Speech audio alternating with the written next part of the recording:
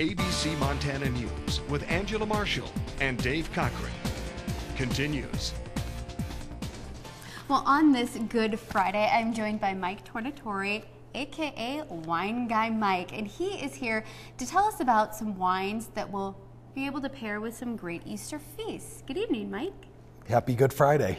So go ahead and showcase the wines that you have featured today. Well, I've got all Italians with me. Some Italian from the Russian River Valley, and then I've got some white from northern Italy, and then I've got a couple of non-typical wines from the Tuscany Valley in Italy. Okay, now the three wines that you have poured here, why don't you go ahead and describe maybe the smell and the taste of these wines? Well, and I wanted to just show you, start with the white wine. We'll go from the lightest to the fullest bodied wine.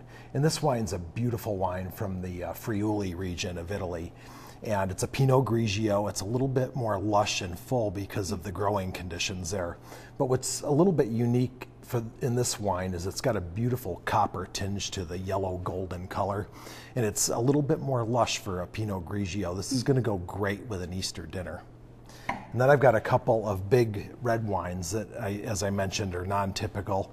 This one's a blend of some Bordeaux wines with some Cabernet Franc and then a little bit of Sangiovese, which is common to the Tuscany Valley. And then I've got this one in a larger glass because it's a higher alcohol content and it's a bigger wine, and that's got some Merlot and Sangiovese in it. And they're both beautiful wines.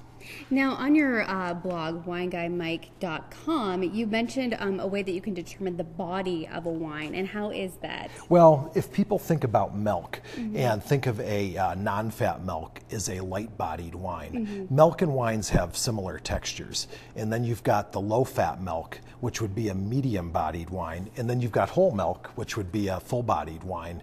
And so we want to think about textures of wines and foods and when we're pairing them. Okay, and explain a little bit more about the pairing process. You mentioned textures. Well, you don't want big wines with foods that are big on flavor. You actually want light to medium bodied wines. They pair best with foods in both whites and red wines. These big red wines from Italy here are so beautifully structured, though. They're going to go nice with like some grilled meats or some nice roasted meats that are a little heavier on texture, but they're really integrated with the fruit and the acidity, and it's acid that brings out all the flavor in our foods. And that's why the wines are so nice to pair with our food dishes for Easter. Very great tips on wine pairing. Mike Tornatore, thank you so much for joining us here on ABC Montana News. And of course, for more information, you can find Mike's blog at www.wineguymike.com. Have a great weekend, everyone. We'll see you back here in about 2 minutes. Happy Easter.